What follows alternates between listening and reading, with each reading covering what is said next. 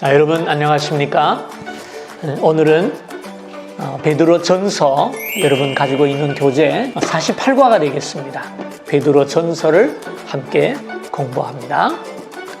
베드로 전서는 이름 그대로 베드로가 쓴 책입니다. 그러나 엄밀하게 말하면 베드로가 썼다기보다는 베드로의 제자였던 마가가 쓴 것으로 알려지고 있습니다. 베드로가 나이가 많고 눈도 흐리기 때문에 마가, 요한이죠. 요한이 대피를 해서 쓴 책이 베드로 전서다 이렇게 알려져 있습니다. 성경에 보면 베드로의 이름이 여러 가지가 등장합니다. 시몬, 시므온, 그 다음에 게바, 그 다음 베드로 네 가지 이름이 등장하는데요. 시몬은 헬라식 표현이고 시므온은 유대, 히브리어의 발음이 시므온입니다. 그러니까 같은 거고요. 게바는 베드로와 똑같이 작은 반석이라는 뜻입니다. 근데 게바는 아람어고요. 베드로는 헬라식 표현입니다. 좀 많이 이건 좀 다르죠. 근데 어쨌든 간에 하나의 뜻입니다. 요한이라는 사람의 아들, 요한의 아들 시모나 이 이름이고요. 예수님이 지어진 이름, 오늘부터 너의 이름을 게바라 하리라. 게바는 번역한즉 베드로, 반석이라는 뜻이라 성경에 그렇게 나타나 있습니다. 베드로에게는 안드레라고 하는 동생이 있었죠. 그래서 베드로는 안드레와 함께 예수님께 부름을 받아 제자가 됩니다. 그들은 베세다에 있는 갈릴리 바다 북쪽 해안에서 고기를 잡던 어부들이었어요. 그러다가 주님의 부르심을 통해서 예수님의 사도가 되었습니다. 베드로 후서도부터과 마찬가지로 흩어져 있는 유대인들에게 쓴 글인데요. 한번 성경을 찾아보십시다. 예수 그리스도의 사도 베드로는 본도, 갈라디아, 갑바도기아, 아시아와 비두니아에 흩어진 나그네 곧 하나님 아버지의 미리 하심을 따라 성령이 거룩하게 하심으로 순종함과 예수 그리스도의 핏부림을 얻기 위하여 택하심을 받은 자들에게 편지하노니. 여기 보면 본도, 갈라디아, 갑바도기아, 아시아, 비두니아에 흩어져 있는 그리스도인들을 향해서, 특별히 히브리인 그리스도인들을 향해서 쓴 책이 바로 베드로 전서입니다. 이 책을 쓴 이유는 그 당시에 이 지역의 교회들이 핍박을 많이 받고 시련 중에 있었기 때문에 그 고난과 시련을 이기고 승리하라고 격려하며 굳세하게 하기 위해서 베드로 전서를 기록을 했습니다. 중세 메시지는 1장 3절에 찬송의 형태로 나타나는데요. 이것은 옛날에 칸타타의 가사이기도 했는데요. 우리 주 예수 그리스도의 아버지 하나님을 찬송하리로다. 그의 많으신 긍휼대로 예수 그리스도를 죽은 자 가운데서 부활하게 하심으로 말미암아 우리를 거듭나게 하사 산 소망이 있게 하시며 라는 책입니다. 예? 주님이 우리를 대신하여 죽으시고 부활하신 것은 우리를 거듭나게 하셔서 산 소망이 있게 하려 함이라. 이 말씀이 여러 번 나오는데요. 산 소망이 있게 하려 하심이라 라는 말씀입니다. 본서의 구조 세 부분으로 나눠집니다. 1장에서 2장 10절 산소망, 2장 11절에서 4장 11절 그리스도인의 삶, 마지막 세 번째는 주님의 재림에 대한 소망. 이 세 가지 내용으로 나누어집니다. 첫 번째 산소망을 보겠습니다. 사도 바울은 인사를 마치자마자 놀라운 찬양을 합니다. 아까 읽어드린 3절의 말씀이죠. 우리 같이 한번 읽어보십시다. 그 밑에 나오죠. 두 번째 줄에 중간에 시작. 하나님이 그의 많으신 긍휼대로 예수 그리스도를 죽은 자 가운데서 부활하게 하심으로 말미암아 우리를 거듭나게 하사 산 소망이 있게 하셨다라고 말씀을 하셨어요. 예, 주님이 이 땅에 오셔서 죽으시고 부활하신 이유는 우리에게 산 소망을 주게 함이라. 죽은 소망이 아니라 살아있는 소망입니다. 근데 여기서 중요한 말씀이 나오는데요. 미리 아신 자들이라는 말이 나와요. 미리 아신 자. 이걸 한자로 바꾸면 예지가 되겠죠. 그래서 성경을 보면 우리가 예수를 주로 고백하기 전에 이미 우리 몸 밖에서 하나님께서 우리를 위해서 하신 일이 있어요. 그게 뭐냐 하면 예지, 우리를 미리 아시고요. 그 다음에 우리를 선택하시고요. 우리를 예정하셨어요. 여러분 성결교회 교리의 핵심이 예지예정입니다. 예지예정. 장로교는 그 안에 선택이 하나 더 들어가 있습니다만요. 이것이 언제? 우리가 예수님을 주로 고백하기 전에. 그 다음에 이제 예정하신 다음에 다음 단계가 뭐냐면은 부르심이죠. 부르심. calling. 부르심인데요. 여기서 이 교리가 이 베드로 전서 1장에 나타난다라는 것을 기억했으면 좋겠고요. 이 산 소망을 주시는 방법이 뭐냐? 산 말씀이고요. 살아있는 말씀이고요. 산 소망을 가진 우리는 어떤 사람이 되느냐? 산 돌이 된다 이렇게 말을 했어요. 베드로 전서에서 살아있다는 말을 참 많이 합니다. 죽은 신앙과 살아있는 신앙을 많이 비교하는데요. 하나님의 살아있는 말씀 예수 그리스도로 말미암아 우리가 산 소망을 가지게 되었고, 산 소망을 가진 사람은 산돌이 되어서 하나님의 교회를 세워가는 하나님의 교회의 돌이 되어야 한다. 산돌이라는 말은 그걸 얘기하는 겁니다. 몸된 교회를 세워가는 하나의 돌, 예수 그리스도가 모퉁이 돌이 되시고 우리는 그 안에서 세워져 가느니라 그랬어요. 모퉁이 돌이 뭐냐 하면은요, 건물을 지을 때 이런 집을 우리가 짓는다고 한다면 제일 먼저 밑에 블럭을 쌓아서 기초를 하겠죠, 그죠? 이렇게 할 거 아니겠습니까? 요게 바로 모퉁이 돌입니다. 보이죠? 여기가 바로 모퉁이 돌입니다. 이 모퉁이 돌을 이렇게 놓으면 집이 이렇게 설 거고, 모퉁이 돌을 이렇게 놓으면 집이 이렇게 서겠죠, 그죠? 그렇죠? 모퉁이 돌의 위치가 굉장히 중요합니다. 그리스도가 우리에게 모퉁이 돌이 되었다. 교회의 머릿돌이 되었다라는 말은 바로 그리스도가 교회의 중심이 되심을 이야기하는 것입니다. 두 번째로 그리스도인의 삶에 대한 교훈을 베드로 사도가 말을 합니다. 이 부분은 사랑하는 자들아로 시작이 된다. 우리는 여기서 전환점을 찾을 수 있다 그랬어요. 여기는 여러 가지 그리스도인의 삶에 대한 말씀을, 교훈을 주는데요. 첫째는 그리스도인의 삶과 삶의 방법, 우리 그리스도인이 어떻게 살아야 할지를 우리에게 가르칩니다. 어떻게 살아야 합니까? 우리는 육체의 정욕을 제어해야 한다. 그 다음에 12절에 가면 공명정대하게 살아야 하고요. 순종하는 삶, 선행을 좋아하는 삶, 공경과 사랑과 하나님을 경외하는 삶, 그리고 직장에서도 올바르게 자신의 일을 해내는 삶을 살아야 하고, 우리는 영혼의 목자와 감독이신 하나님께로 돌아온 어린 양이다라는 사실을 기억하라고 우리에게 말씀을 합니다. 두 번째는 그리스도인의 가정에서의 삶입니다. 3장 1절에서 7절까지 나오는데요. 이 말씀을 좀 가정에서 남편과 아내가 함께 읽으면 좋겠습니다. 여기서 말은 누가 높고 누가 낮다를 얘기하는 것이 아니고요. 서로 존경하고 서로 사랑하고 서로 섬기라는 말씀을 주고 있죠. 그 다음에 세 번째, 교회에서의 그리스도인의 삶, 교회에서 성도들은 어떻게 살아야 하느냐.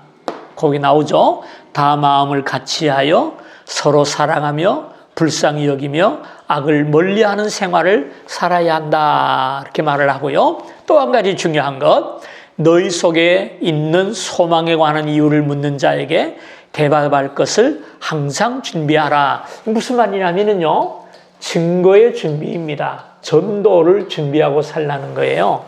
누가 어디 갑니까? 주일날 교회 가는데 물어보면은 저기 가요 그러지 말고 교회 갑니다 그렇게 얘기를 해야죠. 교회는 왜 다닙니까? 할 때 뭐 별걸 다 물어봅니다 그러지 말고 내가 교회를 나가는 이유를 그에게 잘 가르치고 설명할 수 있는 간증을 준비하고 살아야 된다는 거예요. 우리 그리스도인들이 이거 굉장히 중요합니다. 왜 신앙생활을 합니까? 왜 예수를 믿습니까? 물어볼 때 대답할 말을 항상 준비하라라고 말씀을 합니다. 이게 그리스도인의 삶의 모습입니다. 네 번째로 그리스도께서 우리를 위해서 고난을 받으셨으니 우리도 고난을 받아야 할 것을 말씀을 합니다. 근데 이 본문에서 굉장히 난해한 구절이 하나 나옵니다. 기독교 역사상 가장 어려웠던 구절이 바로 이 구절인데요. 한번 좀 볼까요? 3장 18절을 좀 볼까요? 그리스도께서도 단번에 죄를 위하여 죽으사 의인으로서 불의한 자를 대신하셨으니 이는 우리를 하나님 앞으로 인도하려 하심이라. 육체로는 죽임을 당하시고 영으로는 살리심을 받으셨으니 그가 또한 영으로 가서 옥에 있는 영들에게 선포하시니라. 그들은 전에 노아의 날 방주를 준비할 동안 하나님이 오래 참고 기다리실 때 복종하지 아니하던 자들이라 그랬는데요. 여기 19절에 보면 옥에 있는 영들에게 선포하셨다라는 말씀이 있어요. 영으로 가서 옥에 있는 영들에게 복음을 선포하셨다. 누가요? 예수 그리스도께서요? 하셨다는 말씀이거든요. 이 도대체 무슨 말인가? 이 말씀을 근거로 천주교에서는 연옥을 주장하죠. 연옥은 뭐냐 하면 천국과 지옥의 중간 가운데 있는 겁니다. 이 땅에 사는 동안에 예수 믿고 선을 행하고 하나님 앞에 인정받는 사람은 천국으로 바로 올라가는데, 그렇지 못하고 하나님을 부인하고 믿지 않는 사람들, 죄만 짓는 사람들은 지옥으로 바로 간다는 거예요. 근데 중요한 것은 예수를 믿기는 믿는데 희미하게 믿은 사람들, 뭐 꼭 나 같은 사람이라고 그렇게 자주 할 필요는 없습니다. 희미한 사람들은 어떻게 되느냐? 천당으로 가려니까 자격이 모자라고 지옥으로 가려니까 좀 아직 아깝고, 그런 사람들이 가는 것이 연옥이래요. 그래서 연옥에 있다가 연옥에서 연단을 많이 받아가지고 자기가 갖춰지면 천국으로 올라간다, 이렇게 이야기를 해요. 근데 사실은 이 연옥을 언제부터 주장했냐 하면은 종교개혁 직전에 교황청에서 면죄부를 팔았잖아요. 면죄부를 팔면서 이 교리가 구체화됐어요. 그전에도 없던 건 아닙니다만요. 왜 이 교리를 강하게 주장했냐 하면은 죄 있는 사람 이거 사면 다 용서받는다 해가지고 다 팔았는데, 살아있는 사람은 다 팔았어요. 다 팔아먹었어. 더 이상 팔아먹을 데가 없어. 누구한테 팔면 좋겠어요? 죽은 사람한테 팔면 좋죠. 그거 어떻게 합니까? 당신들의 조상들이 지금 지옥에 있는데 얼마나 뜨겁게 고생하는지 아느냐. 그러니까 면죄부를 조상님의 이름으로 사면 그 면죄부 헌금함에 동전이 딸랑 떨어지는 순간 연옥에서 고통받는 영혼들이 다 천국에 간다라고 얘기한 거예요. 그래서 연옥을 주장을 했어요. 이 도대체 뭐냐? 그럼 정말 연옥이냐? 성경은 연옥을 얘기하지 않습니다. 예를 들어서 부자와 나사로 비유해서 부자가 연옥에 가지를 않았거든요. 그리고 그 이야기 속에서 연옥이 나오지 않아요. 천국과 지옥만 나옵니다. 연옥이 성경에서 나타나 있지 않습니다. 그러면 도대체 주님이 옥에 있는 영들에게 복음을 전했다는 것은 누구를 이야기하는 것이냐라는 거예요. 이 말씀에 대해서 여러 의견이 많아요. 정답은 천국 가서 우리 예수님께 여쭤보기로 하고요. 여러 가지 학설만 잠깐 소개를 한다면 성육신 전의 이야기이다. 다시 말해서 예수님이 부활하신 다음에 영으로 과거로 거슬러 올라가서 영적인 세계에는 과거, 현재, 미래가 없는 거니까요. 노아를 통해서 그 시대의 범죄자들에게 복음을 전한 것이다. 이렇게 이야기를 합니다. 그 근거가 그 다음에 보면 20절에 나오죠. 그들은 전에 노아의 날 방주를 준비할 동안에 하나님이 오래 참고 기다리실 때 복종하지 않던 자들이라 그랬어요. 그들은 그랬잖아요. 그들이 누굽니까? 옥에 있는 영들이에요. 성경을 잘 보세요. 19절에 옥에 있는 영들에게 선포하시니라. 그들은 전에 그래가잖아요. 그러니까 그들은 바로 노아 시대에 하나님을 거부하던 사람들이다. 이렇게 해석을 하고요. 이 근거가 또 있어요. 1장 10절을 좀 볼까요? 이 구원에 대하여는 너희에게 임할 은혜를 예언하던 선지자들이 연구하고 부지런히 살펴서 자기 속에 계신 그리스도의 영이 그 받으실 권한과 후에 받으실 영광을 미리 증언하여 이렇게 말을 했어요. 여기 보면은요, 구약의 선지자들을 이야기하면서 11절을 보면 자기 속에 계신 그리스도의 영이 그랬어요. 그렇죠? 예를 들어서 엘리야 혹은 이사야 이런 분들 속에 누가 있었다고요? 그리스도의 영이 있었다는 거예요. 그리스도의 영이. 그러니까 좀 아직까지는 가장 타당한 해석이다라고 평가를 받는 해석이 이 해석입니다. 그다음 두 번째는 십자가와 부활 그 사이의 시점이다. 무슨 얘기하면 예수님이 육체로 죽으신 후에 영혼이 떠나가셨잖아요. 그 영혼이 부활하기 전까지 가 있는 곳. 이것이 이제 연옥의 교리의 근거로 삼는 해석입니다. 그럼 옥에 있는 영은 그럼 도대체 누구냐? 타락한 천사라 이렇게 이야기하기도 하고요. 혹은 구약의 성도들이라 이렇게 이야기를 하기도 하고요. 또는 복음을 듣지 못한 사람들, 예를 들어서 우리나라의 이순신이라든지 세종대왕 같은 분들이 참 좋은 일을 많이 했지만 그 시기에 복음이 우리 땅에 전해지지 않았잖아요. 그런 분들은 복음을 듣지 못했는데 그래도 심판을 받아야 되느냐 하는 질문이 생길 수 있죠. 그래서 거기에 대한 답으로 복음을 듣지 못한 자들에게도 복음을 전했다 뭐 이렇게 해석을 하는데 조금 어거지 해석이기도 합니다. 세 번째는 오순절 후, 그러니까 이 영은 바로 성령을 이야기한다. 여기 말하는 옥은 뭐냐? 연옥도 아니고 노아시대도 아니고 바로 죄악의 영을, 죄악에 매여 있는 사람들을 옥에 갇힌 사람으로 표현했다라고 보는 것입니다. 그래서 대개 한 세 가지 해석을 하는데 저보고 어느 게 맞는 것 같으냐라고 물은다면 요게 1, 요게 2, 요게 3이 아닐까. 이건 제 생각이고요. 정답은 우리 천국 가서 하나님께 여쭤보십시다. 그 다음에 310페이지 아래쪽에 보면은요, 5번이 나옵니다. 그리스도인의 삶은 고난을 견뎌내는 것이다. 이렇게 말을 했어요. 주님이 오시기까지 이 세상에 영원한 평안은 없습니다. 영원한 만족도 없고요. 그러니까 우리가 그리스도인 이 땅에 살면서 기도 응답을 통해서 능력받고 병 고치고 문제를 해결하고 그러면 얼마나 좋겠습니까마는요. 우리가 이 세상에 살고 있다는 것을 잊지 말아야 돼요. 그리고 이 세상에 사는 한 해는 영원한 만족도 영원한 성취도 없는 겁니다.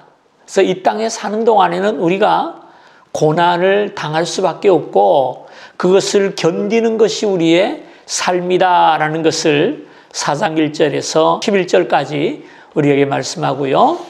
그 다음에 세 번째 주님의 재림에 대한 내용, 마지막 부분이죠. 베드로는 여기서 고난에 대해 언급한다. 그런데 그것은 여전히 미래의 것이면서도 그리스도인에게 확실히 다가오고 있는 것이다. 그게 뭡니까? 사랑하는 자들아, 너희를 연단하려고 오는 불시험을 이상한 일 당하는 것 같이 이상히 여기지 말라 그랬어요. 사도 베드로가 여기서 불시험을 이야기합니다. 근데 비단 이 베드로만이 아니고요. 신약 복음서에도 나오고 계시록에도 나오고 거의 모든 성경에서 언급하고 있는 것이 주님께서 재림하시기 전에 큰 시험이 있다라고 말씀을 하고 있어요.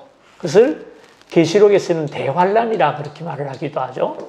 분명히 성경은 이것을 우리에게 가르치고 있어요. 주님이 오시기 전에 알곡과 가라지를 걸러내기 위한 큰 시험, 불시험 혹은 대환란이 있을 것이다 라고 말씀을 해요. 바울의 말씀이군요. 집을 짓는데 나무로 집을 짓기도 하고 풀로 집을 짓기도 하고 돌로 집을 짓기도 하는데 마지막 불시험 때 이건 다 탄다는 거예요.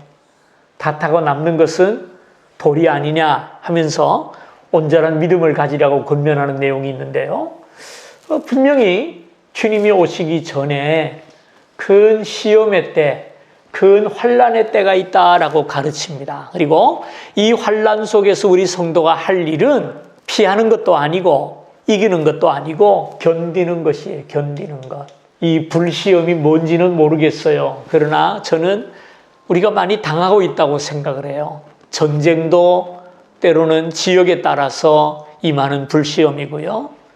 또 코로나도 이 세상을 향한 하나의 시험이 아닐까. 계시록에 보면은 대접에 활을 부을 때 온 땅이 전염병이 가득하게 되는 것을 보거든요. 그것의 시련이 아닐까라는 생각을 우리가 안 할 수 없죠. 뭐 그렇게 잘못된 것이 아니라고 생각을 해요. 그래서 이 잘 견디는 자에게 영광의 관을 준다. 면류관이죠, 그죠? 번역을 왜 관으로 바꿨는지 모르겠어요. 관에는 두 가지가 있잖아요. 머리 쓰는 관도 있고 죽으면 들어가는 관도 있는데 이런 거를 좀 피해서 면류관이라고 번역을 해야지 왜 그걸 관이라고 했는지 답답한 사람들 같아요. 어디 나옵니까? 5장 4절에 나오죠. 그리하면 목자장에 나타나실 때 시들지 아니하는 영광의 관을 얻으리라. 성경을 보면요. 면류관이 한 5개 나와요. 거기 교재에 나오죠. 썩지 않는 면류관, 기쁨의 면류관, 생명의 면류관, 의의 면류관, 영광의 면류관. 누가 이 면류관을 쓰느냐? 그 옆에 나오죠. 썩지 않을 면류관은 옛 성품을 이긴 자. 내 성격 원래 이런 사람이야 하고 개판치지 않고 예수 안에서 거듭나서 옛 성품을 다 버리고 주님을 닮아가는 자에게 주시는 면류관이 썩지 않는 면류관이에요. 기쁨의 면류관은 뭡니까? 영혼을 구원하는 자. 전도 많이 한 사람에게 기쁨의 면류관을 준답니다. 생명 면류관은 순교자가 쓰는 것이고요. 의의 면류관은 주의 나타나심을 사모하는 자, 예수님의 재림을 사모하는 자에게 주시고요. 영광의 면류관은 신실한 교사와 목자들에게, 주일학교 선생님과 목자들에게 주신답니다. 근데 다 주는 게 아니고 신실한 교사와 목자라 이렇게 말을 했네요. 자, 이 5가지 면류관. 우리 신앙의 목표가 구원이 되어서는 안 됩니다. 뭐가 되어야 됩니까? 면류관이 되셔야 돼요. 면류관이 되셔야 됩니다. 그래서 천당이나 가면 되지 그러고 이맛 저맛 다 보고 돌아다니면요. 그 믿음 좀 의심해 봐야 돼요. 정말 내가 사과나무인가 배나무인가 의심하셔야 돼요. 그러지 말고요. 면류관을 목표로 살으셔야 됩니다. 면류관을. 네, 5장 7절에 소망의 말씀을 주고 있죠. 너희 염려를 다 주께 맡기라. 이는 그가 너희를 돌보심이라. 돌보신다 그랬어요. 돌보신다. 책임진다라는 말이에요. 참 얼마나 귀한 말씀인지 모르겠어요.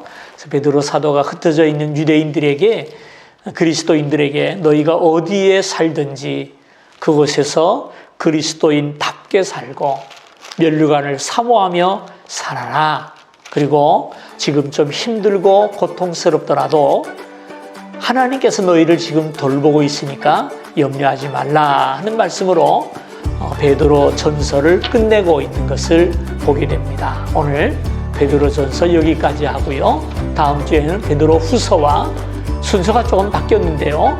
요한 1, 2, 3서를 뛰어넘어서 유다서를 공부하게 되겠습니다. 다음 주까지 건강하시고요. 안녕히 계십시오.